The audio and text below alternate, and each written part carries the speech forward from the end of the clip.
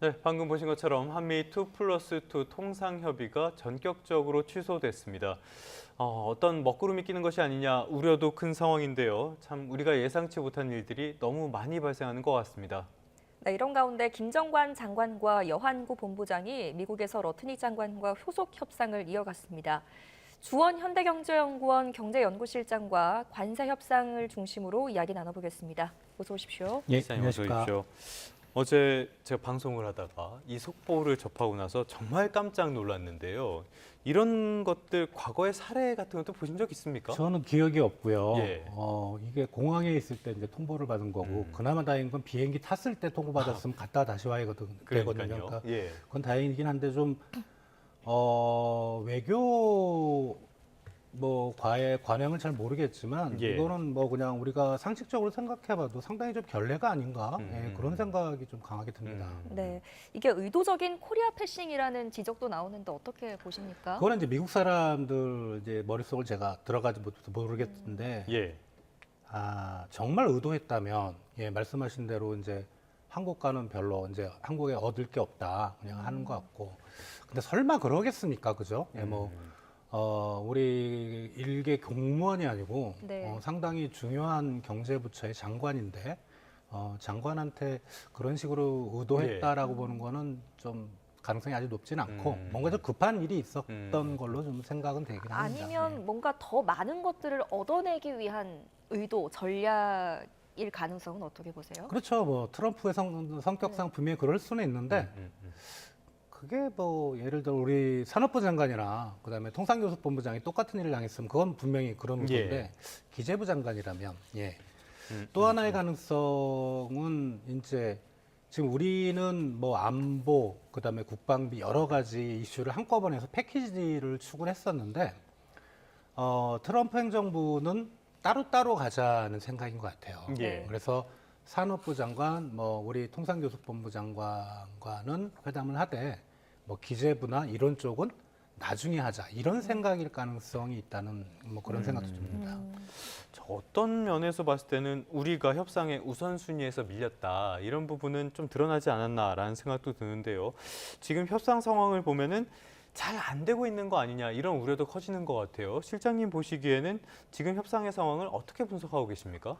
안 되고 있는 거는 분명한 것 같고요. 예, 예. 뭐 지금 그 특히 이제 미 일본과의 협상을 먼저 이제 던졌거든요. 예. 그러니까 트럼프 입장에서는 몇십 개국과 협상을 하지만 이게 그룹핑을 했을 거예요. 그죠? 동남아시아 국가 몇 개국, 그다음에 뭐 중국, 그다음에 유럽, 그리고 한국과 일본을 이제 한꺼번에 묶었을 텐데 일본에 대한 협상 결과를 이제 먼저 터뜨렸고 그리고 이제 한국과는 일주일밖에 안 남은 상황이고 또 말씀하셨다시피 우리의 전략이 지금 차단됐거든요. 패키지들이라는 전략이 차단됐고 네. 그리고 2+2 회담도 지금 취소가 됐고 지금 뭐 우리 산업부 장관이나 통상교섭본부장이 또 따로따로 만나고 있고 이런 과정을 볼 때는 아마 제 개인적인 생각이긴 합니다만 8월 1일 내 협상이 타결되기 좀 어렵지 않을까 그렇게 생각이 됩니다. 지금 다른 국가들은 적게든 많게든 어찌됐건 이 상호 관세율 자체를 낮춰서 무역 합의 소식이 들려오고 있는데 우리만 이렇게 계속 연기되다가 만약에 8월 1일 전까지 말씀하신 것처럼 합의를 하지 못한다면 25% 예고되어 있잖아요. 예. 이게 그대로 지금 강행될 가능성도 있다고 그렇죠. 보십니까? 트럼프가 이제 자기가 그렇게 공식적으로 얘기를 했으니까 강행될 수 있을 것 같고요. 다만 우리가 좀 그런 건 생각을 해볼 필요가 있을 것 같아요. 8월 1일부터 이제 관세는 기존에 예고된 대로 25%가 되겠지만 그게 트럼프 임기 내 계속 갈 건가? 즉 8월 1일 이후에라도 우리가 미국과 어떤 협상을 통해서 낮출 수 있는 거거든요. 그죠? 한두 달 손해 보더라도. 네, 네, 네. 그래서 지금 일본이 그렇게 크게 어떻게 보면은 미국한테 퍼준 것도 사실 일본 내 정치 상황이 되게 안 좋잖아요. 예, 예. 선거도 참패했고 시간도 없고 궁지에 몰리다 보니까 일본이 그렇게 퍼준 게 아닌가라는 생각이 들어서 우리가 협상을 할 때 가장 그 해서는 안 되는 게 그 시간에 쫓기는 편이 항상 불리하게 돼 있습니다. 예. 우리가 8월 1일이라는 그 시간을 데드라인으로 두고 쫓긴다는 느낌을 가지면 우리 협상하는 당국자들이 그러면은 협상 결과가 좋게 나올 수는 없거든요. 그래서 저는 개인적으로 좀 손해 보더라도 8월 1일에 너무 목매이진 말자 그렇게 생각합니다. 네, 저희가 지금 일본과 미국의 관세 협상 내용에 대한 그래픽을 보여드리고 있었는데요. 보면은 일본이 미국에 굉장히 대규모의 투자를 하고 시장을 개방을 한다 이런 소식도 담겨 있거든요. 물론 해석은 지금 엇갈리고 있습니다. 그런데 이런 것들을 고려했을 때 우리는 미국에 줄 수 있는 카드가 마땅치 않다. 특히 저 정도 대규모 투자는 어렵다 이런 분석도 나오거든요. 실장님 어떻게 보십니까? 우리나라는 이제 일본 전체 경제 규모의 한 절반도 안 되거든요. 네. 그래서 저거를 어떻게 계산했을까라는 게 좀 궁금하긴 한데 뭐 예산 대비 또는 뭐 GDP 대비로 이제 계산했을 수도 있긴 한데 5,500억 달러는 우린 절대 불가능하고요. 원래 일본이 제시했던 건 한 4천억 달러 정도였는데 트럼프가 올렸다 그래요. 뭐 막판에 자기가 고쳤었다고. 예. 그러면은 우리는 아무리 많아도 2천억 달러 미만이어야 되고요. 2천억 달러. 일본이 제시한 4천억 달러 기준으로 봐서. 그리고 또 하나의 문제는 일본 같은 경우는 엔화라는 국제 통화를 가지고 있습니다. 예. 그걸 가지고 어떻게 미국으로 갈 수 있지만 우리나라는 원화로 미국에 투자할 수는 없잖아요. 예. 만약에 일본처럼 4천억 달러라면 우리 외환 보유고 다 동원해야 되거든요. 네. 그게 가능할까? 물론 이제 뭐 우리 대기업이나 뭐 정부가 보증하고 이러면 되겠지만 그래서 저는 일본 GDP 규모의 절반 2천억 달러라고 하더라도 우리나라한테는 상당히 부담이 되는 그런 투자 규모가 아닐까 생각이 됩니다. 그러다 보니까 이게 우리 정부에서는 쌀이나 뭐 소고기 이런 것들은 어렵다라는 입장을 지금 가진 것 같은데 이거를 협상 테이블에 올려야 되는 거 아니냐라는 목소리도 나와요. 가능하겠습니까? 이거는 정부가 결심하면 가능한 거죠. 가능하겠냐고 이제 저한테 물어보신 거는 국내 반발이죠. 국내 농민단체들이 그렇죠. 상당히 반발할 거고. 예.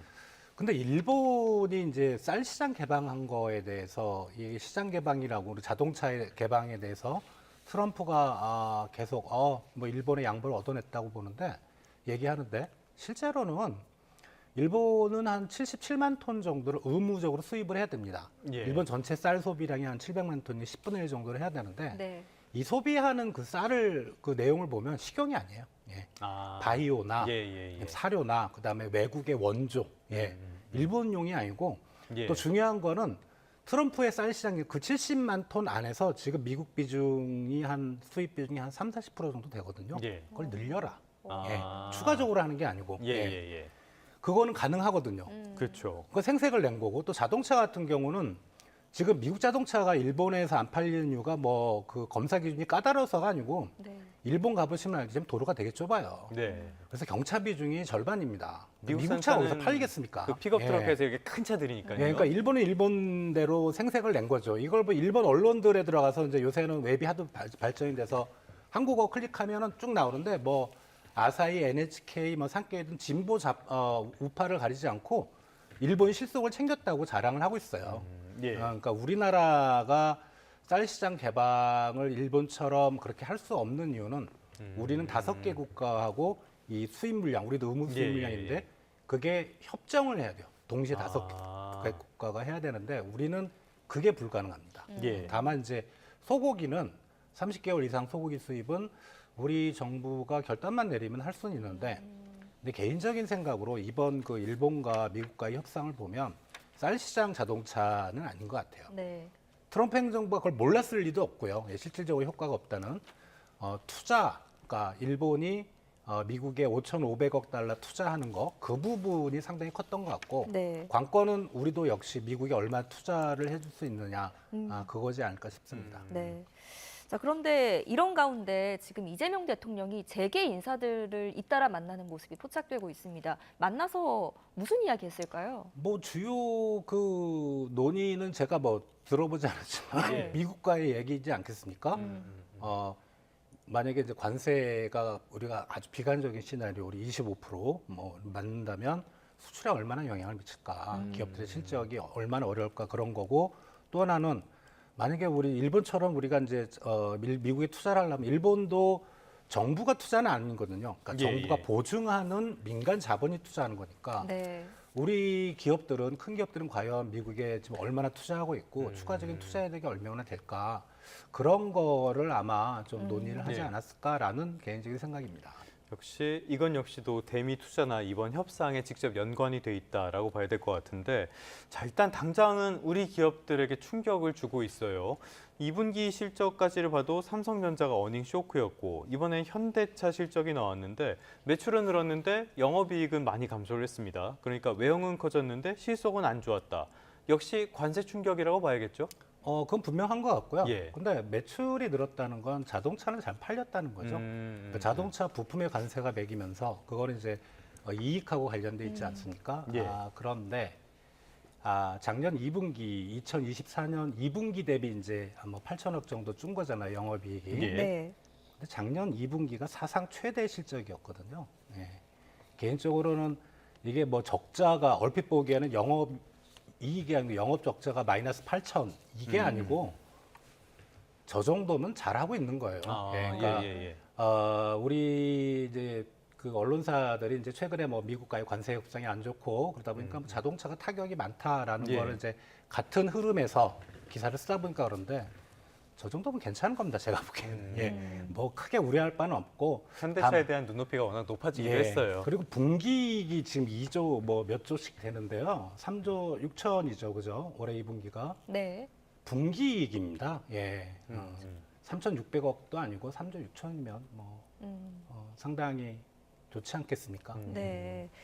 자, 그러면 이 관세 협의가 장기화되는 경우에 우리 경제에 어떤 타격이 미쳐질 것인지도 궁금한데, 이게 관세 협의가 미뤄지면 미뤄질수록 우리나라 경제는 하루마다 막대한 손해가 입혀지고 있다, 이런 또 일각에선 주장을 하더라고요. 맞는 이야기입니까? 그렇죠. 아무래도 미국으로 가는 거 뭐 자동차만 보더라도 대당 한 2천만 원씩 올라간다고 하냐 가격이. 그러니까 우리가 뭐 미국에서 사실 미국 기업과 경쟁하는 건 아니고 독일산 자동차나 일본산 자동차하고 경쟁을 하잖아요. 그럼 가격 경쟁에서 그 정도 타격이면 상당히 좀 큰 거라고 생각이 되고요. 예. 그러면은 이제 미국으로 하는 수출이 많이 줄 수가 있고, 수출은 분명히 관세가 만약 25%로 계속 간다면은 어려울 수 있는데, 근데 현대기아차 입장에서는 이제 미국에 공장이 있어서 그 생산 비중을 당장은 아니지만 점점 높일 거라고 하거든요. 예. 네. 그래서 기업은 적응을 할 것 같아요. 제가 보기에는. 그래서 이제 자동차를 제외한 나머지 쪽에 이제 상호 관세가 붙는데, 예. 그런 기업들을 보면은 이제 현대 기아차처럼 큰 기업들이 아니고 이제 중소 중견 수출 기업들이 많거든요. 예, 예. 이쪽에 있으신 분들은 힘들어요. 예. 이쪽은 뭐 현대기아는 아시다시피 뭐 영업이익이 뭐 엄청나잖아요. 예, 예. 근데 그걸로 어떻게 버틸 수도 있는데 이쪽에 있으신 분들은 그게 어렵기 때문에 우리 중소 중견 기업들은 상당히 타격이 될 걸로 생각이 됩니다. 자, 중소 중견 기업들 생각을 하면 서둘러서 불확실성을 줄일 필요는 분명히 있어 보이는데, 우리 정부 쪽에 나오는 이야기에 들어오면은 이 조선과 반도체 이런 것들은 협상 카드로도 안 보고, 그래서 우리가 정말 줄 게 마땅치가 않다라는 이야기가 계속 나와요. 실장님께서는 막판 협상을 위한 조언 해주신다면 어떻게 말씀하시겠습니까? 핵심은 뭐 방산 협력, 뭐 그리고 말씀하신 뭐 반도체, 뭐 미국 중심의 반도체망이 이렇게 들어가는 거, 예. 그리고 뭐 쌀 시장, 소고기 시장 개방, 이거는 별로 중요하지 않은 것 같아요. 지금 딱 나온 거 봐서는 돈을 얼마나 줄 수 있느냐. 그러니까 우리가 할 수 있는 최선의 금액을 제시를 하고요. 예, 안 예. 줄 수는 없을 것 같아요. 이게 일종의 갈취인데 예. 할 수 없어요. 뭐 지금 세상이 그렇게 돌아가니까. 만약에 그거를 미국이 못 받아들이면 저는 그냥 25% 맞고 그냥 가는 거예요. 예. 그리고 그게 최종 관세율은 아니거든요. 예, 예. 트럼프 임기 내에 그거 찬찬히 해결할 수 있으면 오히려 왜냐하면 지금 아까 또 말씀드렸다시피 시간이 자기 편이 아닌, 그러니까 시간이 촉박하고 뭔가 다급한 모습을 보이잖아요. 그럼 그쪽은 항상 협상에서 지게 돼 있습니다. 우리가 8월 1일로 너무 못 박치를 말자. 물론 이게 또 제가 정치를 모르지만 그럼 이제 국내 여론이 또 나빠지겠죠. 예, 예. 나빠지지만 그것도 정부가 감당해야 될 몫입니다. 정말 우리 한국 경제의 이익이 단기적인 그런 어떤 국내 여론에 맞춰서 빨리 예. 해야 된다. 이게 중요하냐, 좀 멀리 보는 게 중요하느냐.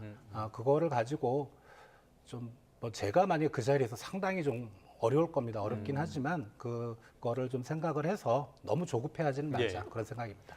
뭐 우리도 내년에 지방선거가 있지만은 미국도 중간선거가 있으니까요. 어느 쪽이 더 마음이 급할지 말씀하신 대로 조금 여유를 갖고 봐도 될 것 같긴 합니다.